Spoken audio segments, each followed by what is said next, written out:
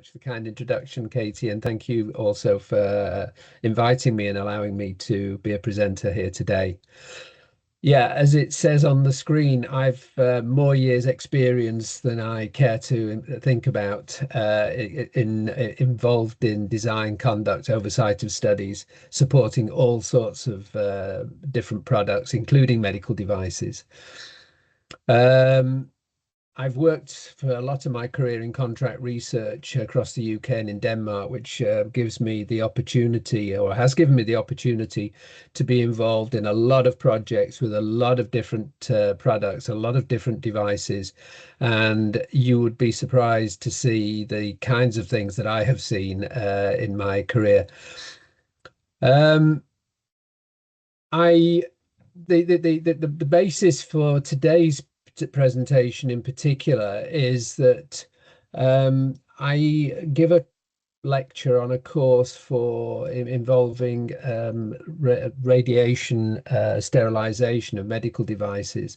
And one of the things I talk about there is to do with the fact that if you change a process within the medical device, within the life cycle of a device, you do risk to change the device, and you do risk having to undo some of the work you might have done in order to get your device to where it is. And it occurred to me to look into the life cycle of a device and to think a little bit about what can we change, what should we change, what shouldn't we change, and what are the implications of doing that. So not knowing, of course, the background of the audience, you're all strangers to me. We're all sitting out there in cyberspace, not knowing who we are and so on. I do have to sort of take some things as the basics so that people can keep up with the conversation, with the discussion. So for some of you, some of the things I might say might be blindingly obvious. There may be things that you've heard a lot of times before, but you have to bear with me because for some people this might be new information. And of course, that's why we're here. We're all here to learn something. And maybe even I'll learn something from today, particularly from the questions and answers part of the session. So to start with, the role of biocompatibility in risk assessment of a medical device. Of course, when you start to develop a device, you come up with a bright idea, and it's always interesting to me that a lot of the people I talk to about medical devices, they don't have my background. I don't have their background, but quite a lot of these people are engineers, chemical engineers, and so on and so forth, with no real experience of biology. Whereas my experience is not chemical engineer, not engineering, physical engineering. My experience is biology, and I try to bridge the gap between a bright idea for a device, and some of these ideas are very bright, and trying to link those together with the biological requirements for testing of the safety of devices. So biocompatibility testing, and we get onto that, is an important part of getting your device onto the market. And then looking, just to get a definition here, a life cycle of a device from the ISO 14971, which is to do with risk assessment of the device. It's all phases in the life of device, from the initial conception through to the time when it's finally decommissioned and presumably disposed of. This could be a very, very long period of time. Some of these devices do have a very, very long life cycle. To start with, when we start with a device, of course, the objective is to get it onto the market and to make it usable for patients and also obviously medical practitioners and so on. And the thing we need to consider with this, we need to consider doing a risk analysis for our device and doing a risk assessment. We need to know what the device is going to be used for and potentially how it could be misused.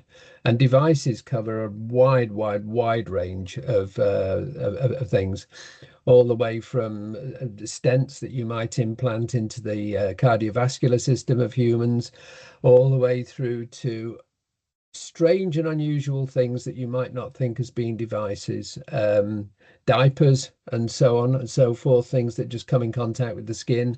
The use of devices is very, very variable. It could be something that's just a single use. It could be something that's used throughout the lifetime of the patient.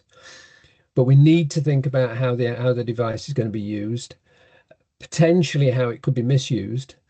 Although with proper training for the physicians and the patients, theoretically the misuse shouldn't be part of the sort of the identity of the device. And then we need to identify characteristics of safety and then think about hazardous situations, and then estimate the risk associated with the device. Because the ultimate aim is, of course, to minimize any risk to the patient of the device. You're always going to have to think about, is my device comparable to something that's on the market? Is my device safer, easier to use, better to use? Does it have better patient compliance than any device that might be out there? So we take all the risks and the hazards and everything we can think of, evaluate them, and then we have to think about how we control those risks. And we need to think about putting in place risk control measures. How do we control the risk? How do we minimize the risk? Could be as simple as proper education of the users.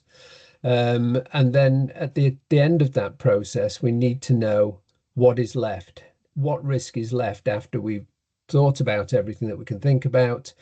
And we've done our benefit risk analysis, and any risks that might be residual from risk control measures.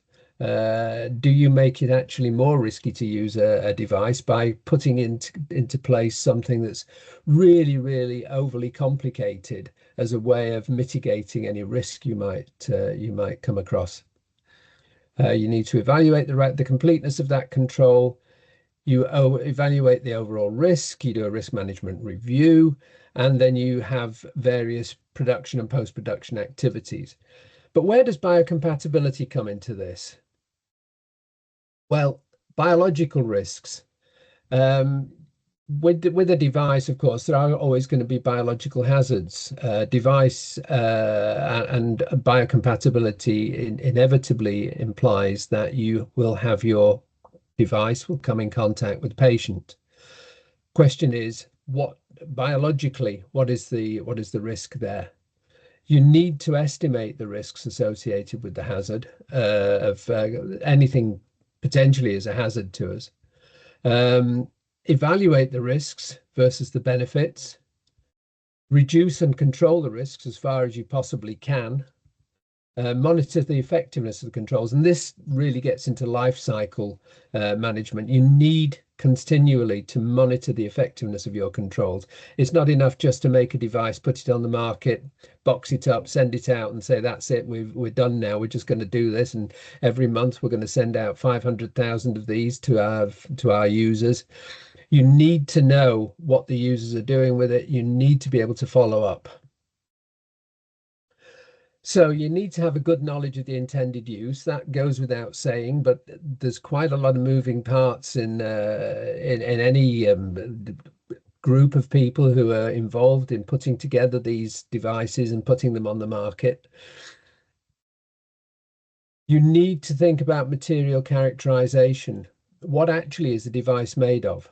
Does it include any additives, processing aids, coatings? You need to think about the effect of the sterilization process.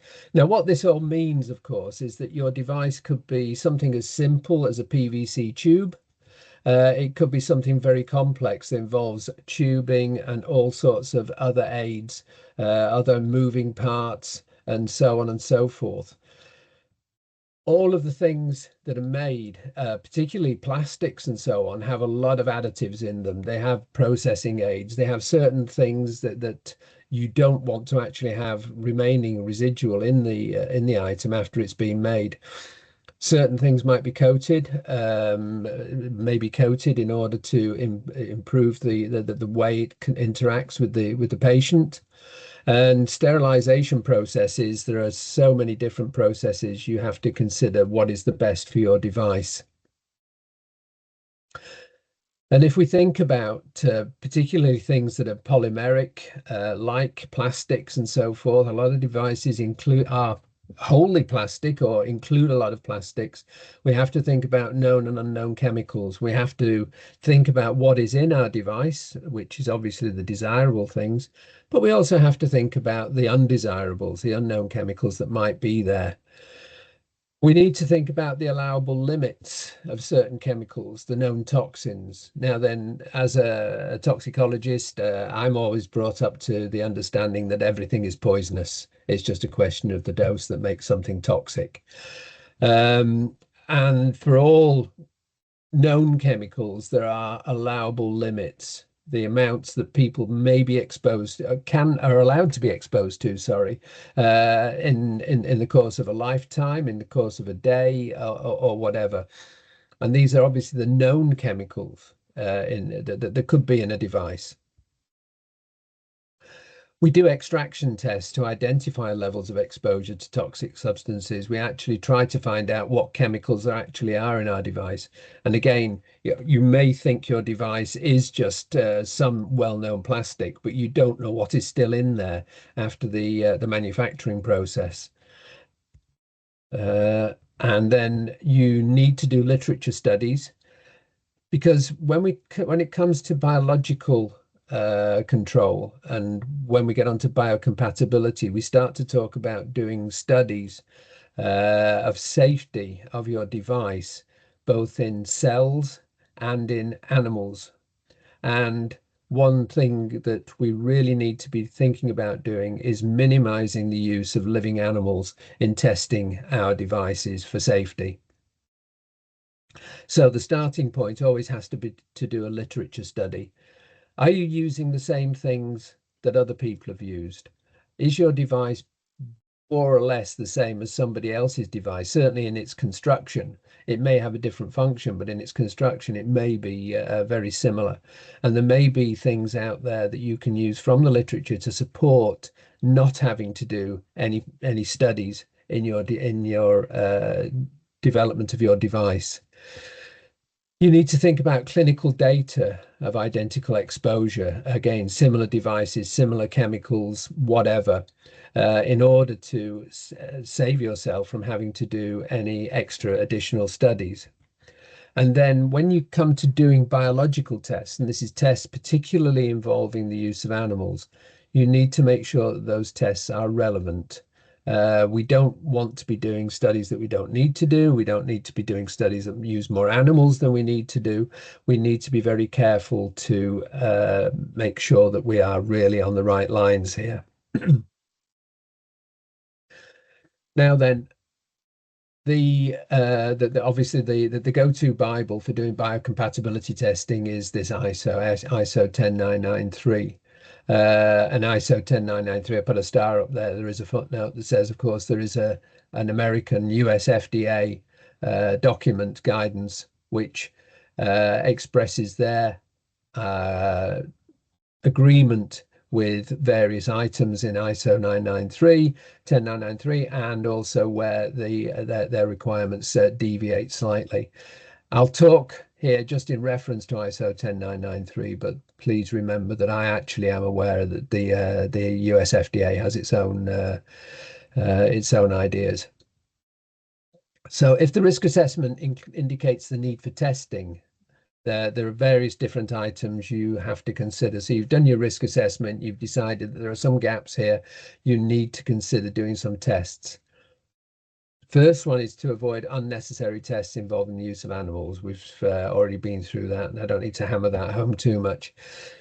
You do literature searches in reference to predicate devices. That's devices that are already on the market. Are you making a device that's actually the same as something that's already out there? In which case, you do need to think about that you don't need to do any or much testing. If you have to do some testing, the ISO does include a matrix basically that indicates the necessary tests you have to do based on the nature and duration of the contact between the device. So where does it come in contact with? Does it come in contact with the skin only, or are you going to have it implanted into the cardiovascular system or some other place? And the duration of the contact between the device and the subject. And here's an example taken straight from the ISO. This isn't the whole matrix. This is just as much as I could put on one slide. But essentially, you need to have the category. Is it communicating with the surface? Does it go through the surface? Something which maybe has a part of the device outside the body and part of the device inside the body. And then what we don't see on here is implanted devices. But the whole point is you need to have an idea of the category, the contact, where will it actually come in contact with, and for how long. A limited duration, just a needle prick, is it prolonged, or is it actually long term, typically for implanted devices?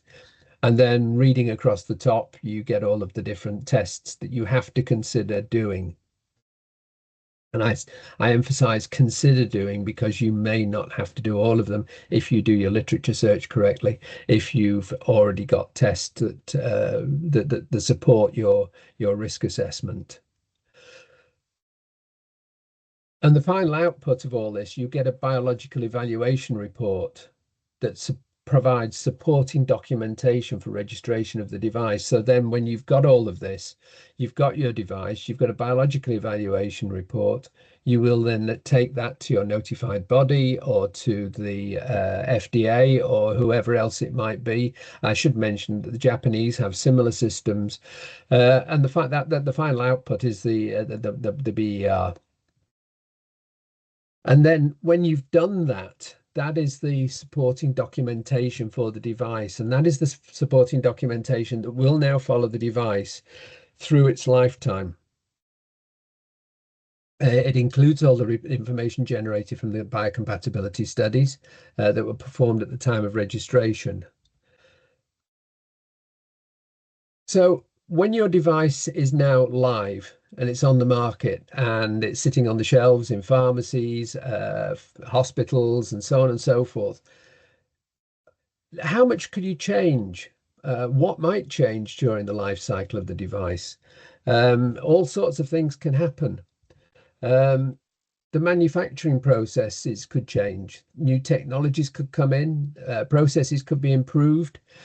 And something I think that's becoming a reality in our lives is the fact of geopolitical influence on supply chains of materials and goods. It could mean that you have to, or either you or your suppliers, your sub-suppliers, might have to change their manufacturing processes. A part of the registration is that you have good control over the source and supply of all of the raw ingredients that go into the production of the device. Now, then there could be new technological processes as well. There could be improved processes, as I say, but you could also be forced into a situation where you have to source materials from a different place. There could be supply issues. There could be new suppliers. What if your suppliers go out of business? What if your suppliers merge with other people and they decide that they're going to change the way that they do things? You have to take all of these into consideration. And then finally, packaging and sterilization processes. There might be alterations or improvements in processes, including sterilization. These things you might want to change. But then what is the implication of doing of these changes in your device? Because you're going to have to do a new risk assessment at each step and each change. So at that time, you have to think about, is your biological evaluation report, is it still valid? Have you changed something that needs a new risk assessment, which you would have to go through and do? Are the changes necessary? And this is particularly important if the new risk assessment says, yeah, we need to go back and do some of our tests again. We need to do new biocompatibility tests. What are the implications of doing this? And this is really the crux of what this presentation is about. You need to consider the impact of changes on the device. You need to think about physical and chemical alterations to the device, and they could mean that the original biocompatibility testing is either invalid or irrelevant. Are components or the polymers or other chemical structures, are they affected? Consider that. Are new chemical structures produced, degradation products? So if you have a new chemical process, what does that mean in terms of degradation products? Is the new product more or less likely to have degradation products or residual chemicals in it? Is the surface structure affected? Which is particularly important for solid implant devices. The surface structure of an implant device can have a lot of effects. If it's actually less smooth, for an example, you could be more irritant locally. The testing that you do on the device is based on the surface area, the biocompatibility testing. What about if you change the surface structure and you increase or decrease the surface area? Is the testing that you did still relevant? There's a lot of things to think about there. And as examples, we think about, I'm thinking maybe about changes to the sterilization method. And this is where I came in at the beginning. This is where I have a talk on sterilization and its effects on biocompatibility. Maybe you're using a sterilization method that uses heat, dry heat, wet heat, or something like that, changing temperature from one sterilization process to another. Differences in radiation dosage, creation of degradation products by the method that you use. Obviously, heat is a source of potential change, potential chemical change to a device, and the sterility of the device. Now, it could be that somebody has decided that your device isn't as sterile as it could be when it goes out, and that you need to do something to improve that.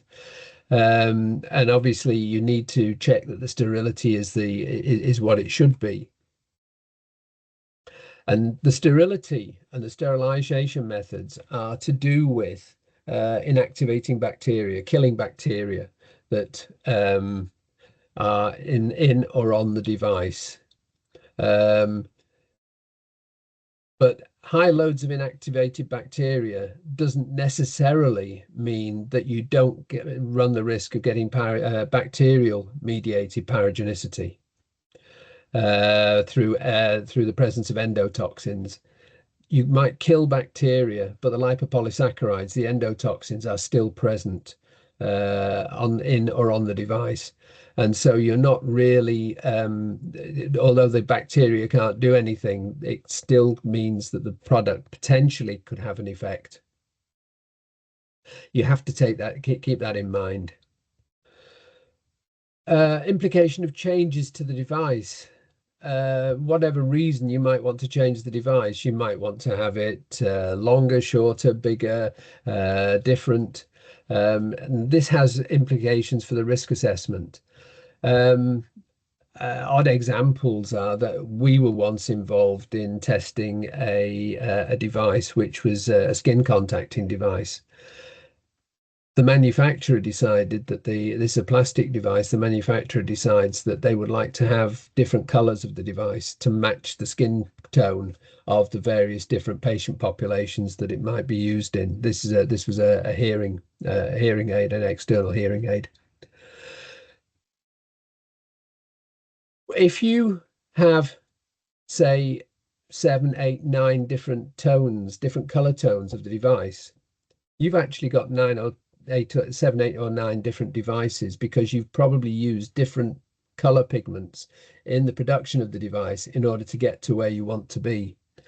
And each of those is a different chemical. So you've basically got 7, 8, 9 different devices that have got different chemical structures. And you have to think about that. You maybe put something on the market, and the market feedback that you get means that you want to change something like that. That might be a desirable thing to do, but you do have to think about the implications of making such a change. You have to then redo your risk assessment, and if it indicates that additional testing is required or indicated, you really need to think about that. There are two questions you have to ask yourself is, do we need to make these changes? And if we do have to make these changes, do we need to do the testing?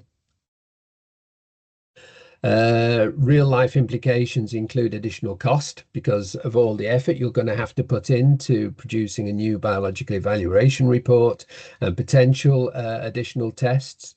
And of course, you've got to think about the time and money that you're going to spend as in your company going through this process. Potential use of animals in testing and the time involved in the testing, reporting, and documentation phase. Something that people tend to forget in all of the biological or the biological testing is it comes with a cost in terms of time. You can't just do a test. If you do, for instance, an acute single dose test in animals, this isn't something you just do in a week. Yes, you can dose the animals in a week, but you have time in preparation of the protocols, all of the contractual stuff that goes on before the study starts.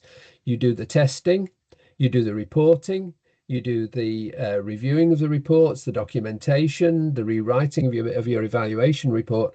You've got something that only takes a day or two in the lab, but will take you 2 to 3 months in reality to actually get through the process. So you have to consider all of this, and you consider all of this up front. I've recently been involved in a project where there will be some reasonably long studies. And the question is, can we get all of this done by September? To which, of course, the answer is absolutely no, because the in-life phase of some of the things you're asking us to do is longer than 3 months. So you really have to be prepared well in advance for doing these things. And of course, then you will have your new revised biological evaluation report, which of course then will have to go through the regulatory process. The other thing that can actually affect a marketed device, and this really relates, I think, to devices which are marketed over longer periods, there could be implications of a change to one of the parts of the ISO to the device. You need to consider what impact any regulatory or guideline changes have on the device. You need to be aware of new and revised guidance. So every time the guidances are updated, you need to be on top of that. And you need to take the new and the revised guidance, and you need to look at that and you need to compare it with your biological evaluation reports. You need to compare it with the studies that were done in support of your device.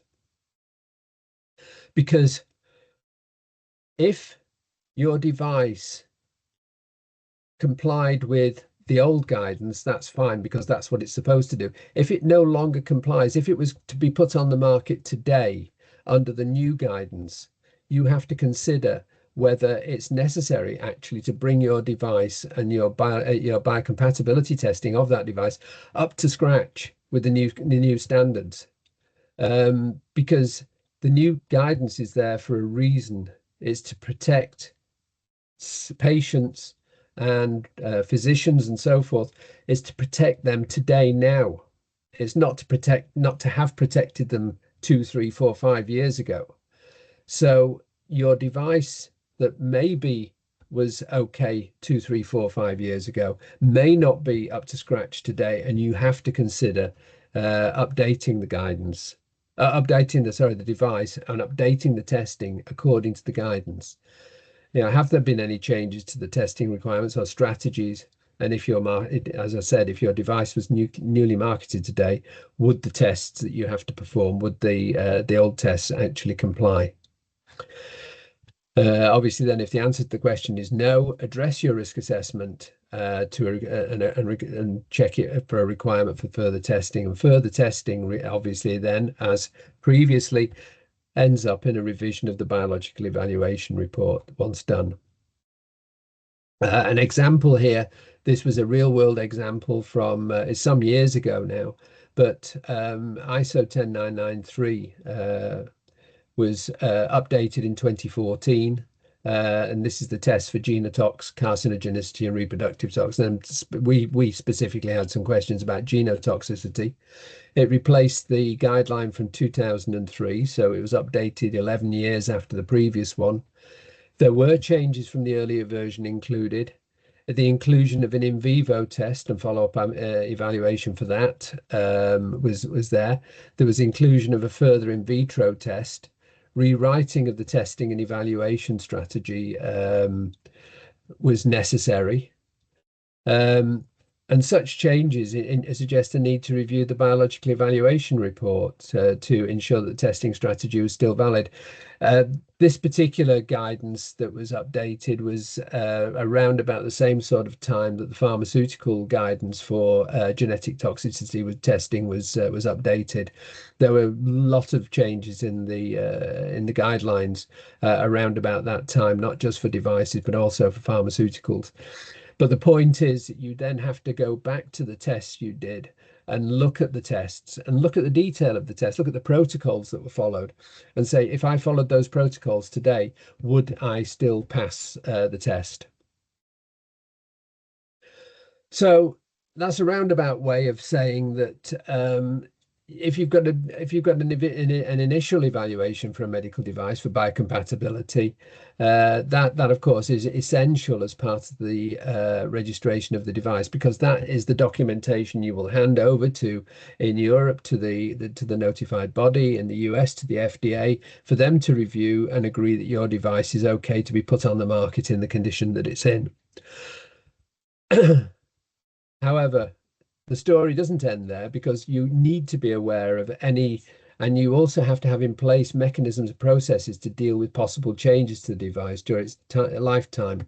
So you need to be on top of, if we change something, what should we do? And if somebody comes with a bright idea, somebody from manufacturing comes with a bright idea and says, I think we can make this bigger, better, faster, longer, whatever it might be, that's good. That's good in itself, because of course you want people within the organization to have bright ideas about how things could be done bigger and better. But you also need to be realistic about what you can and can't do with your device now that it's approved and on the market, and what would those changes mean in terms of the device and how it goes forward in its life cycle. So that's what I wanted to say about devices and life cycles of devices. And as Katie said, we've got some minutes at the end here for taking questions, and potentially you get some answers. Who knows? So yes, if you have any questions on today, anything to do with biocompatibility, if you can just pop it into the Q&A chat there should be a box with Q&A and two speech bubbles that you can enter questions into. I was listening to you there, Andy. Thanks so much for that today. I've enjoyed your presentation. I wondered, in terms of, I noticed you saying that, a couple of things that might cause changes in your biocompatibility testing were in relation to changes in sterility or potential changes in supply chain or components. In your experience, have you any examples of where that's happened, and maybe something that people kind of didn't think was going to be an issue and didn't think they'd need, and were surprised to see they needed further testing? Yeah, the most obvious one is we have from time to time had clients come to us because they've been forced to change the materials that are used in the production of the device.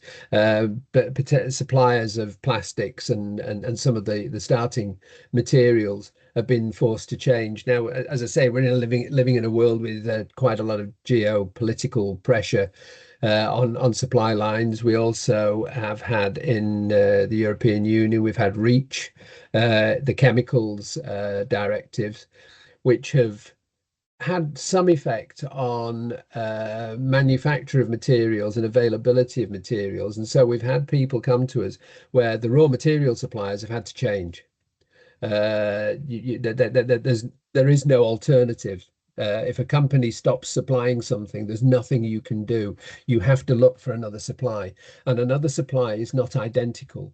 You've been to your manufacturers and you've checked their supply lines, you've done QA audits on their supply lines, you've done QA audits on the sub-suppliers, and quite honestly, the answer is that you potentially have a different device. Now, then you can work your way through that by then looking at equivalence. Is the new supplier also supplying to other device manufacturers? Is your product going to other devices? Is this basically equivalent or identical to something else? Can you, by literature searches, by doing sort of a lot of slogging with the paperwork, can you actually write your way out of this, or are you in a situation where you really need to think about doing something, doing additional testing? That's the most common one that we've come across. The sterilization issue is, of course, important because the if the method changes, and again, if you change your lab, you redesign your lab, you redo the method, some or other part of the method, you have to be sure that the changes that you've brought in don't make the product any worse or any less good than it already was. You can make it better. You could by doing this, you could show that you actually have a lower bacterial load, you have less problems. Change isn't necessarily bad, but change is something that you just have to have in mind. But those are two of the most obvious things that we see as we go through, because Andy, we have otherwise, a, oh, as sorry, I was I going to was going to say, say we have, otherwise, if you change the manufacturer of a device, quite often it's an improved, this is version 2 of your device, and you probably retire the old one and put the new one on the market with a limited amount of new risk assessment and so forth. perfect. Thank you very much, Andy. I have one question come in there. Do we have to do the testing for legacy device with which are approved under the directive for MDR? So no changes in the design process. Not to my knowledge, no. Because you're for the biocompatibility, you're doing it in compliance with the ISO. If the MDR says that you need to do extra testing, then specifically, then yes, but in principle, no. But you are supposed to keep on top of this. You are supposed to be sort of monitoring on an ongoing basis that your processes and procedures for putting your device on the market, putting it on the shelves in the apotheques or the pharmacies or whatever, that they are still relevant. Still relevant and valid as per the standard today. Perfect. Yes. I have a question here. I had an interesting interaction with a notified body in the last year or so where in vivo was completed and passed without concerns, but the notified body insisted on cytox testing. Cytotox. Yes, Yeah. CYTOTOX. Yeah. Cytotoxicity. Yeah. Well, if you, I can probably go back to the. Can I go back to the To the table. matrix? Yeah. Yeah. Bear with Take your me just a second, but this will help. I promise no, you. no problem at all. Okay. So if we look at the matrix here, the biological evaluation endpoints on the right-hand side is a whole series of tests that need to be done. And you will see that for all devices, without exception, you have to do cytotoxicity, you have to test for sensitization potentially, and you have to test for irritation. There are no exceptions. And if you have not done cytotoxicity testing, then you will have to do that. But then that is a cell-based test. It's relatively quick. They're relatively inexpensive compared to doing animal-based studies, but you do have to have done cytotoxicity. Thank you It's very basically it's checking to see if your device comes in contact with cells, will it kill them?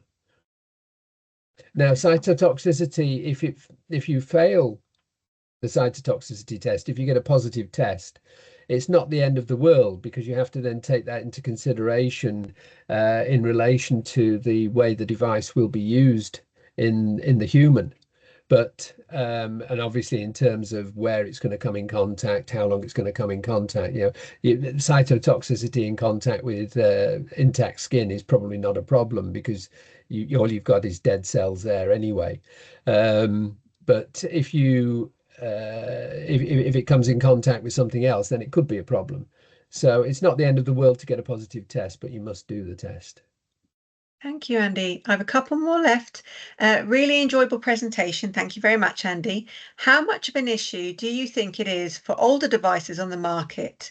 The risk assessment. Oh, wait, there. I have to see more. Older device on the market, the risk assessment for the use of specific materials in the biological evaluation plan is well documented. How many companies do you think actually consider the biocompatibility in part of changes to processing aids and process changes to a device manufacturing line? I would hope they all do, but I honestly do not know if they do. Because I only see the ones that come to me as potential customers and say, we've done this, that, or the other, and we need to change this, and we need to do this testing. So it's almost like trying to prove a negative. You can't be anywhere near aware of all the companies that are not complying with that kind of concept. But you would hope that they do, because it would be irresponsible of them not to. I mean, if you change something in a process, and then you had a problem with a patient, and that ended up in all sorts of litigation or this sort of thing, and it turned out you'd not been doing the testing that you should have been doing, then you've got a big problem. But Thank you, Andy. One more last question. I think that'll wrap us up because we have 2 more minutes left. Is the BET good enough justification not to do the MMP? We're talking about cytotoxicity again here. You only need to do one test, but the test that you do has to be appropriate in relation to the type of device that you have. Are you working with an extract, or are you using a solid device in a direct contact test? But according to the current guidance, I don't think that the BET is mentioned in the ISO. It's in ISO 10993 part 5, but the MTT test is mentioned. So I think you would probably have to take a discussion with your notified body as to their willingness to accept. The problem with ISO that I have found over many years is that they are not the fastest at implementing new technologies. To get them to the point where they were accepting in vitro irritation tests was an enormous push, and it was enormously difficult to get them to do it, but it was great when they actually accepted it. So if the test is not specifically mentioned in the guidance, you probably do need to take some advice on it. But like I say, you only have to do one test. That's lovely, Andy. Thank you very much. It's been lovely to have you on with us today. Really enjoyed today's session. Thank you to everyone for the questions. We do have a course on biocompatibility running in August, 2 half days on the 20th and 21st of August. You can see that on the website, www.leapcompliance.com. You can contact me at info@leapcompliance.com. Andy will be the trainer for that course. We also have other courses coming up on EUMDR, clinical evaluation, and risk management. You can see those all on our website. So thank you very much, everyone, for coming today. And as I said, you will receive a copy of the recording for today. If you have any other questions at all, please reach out to me and I'd be more than happy to help.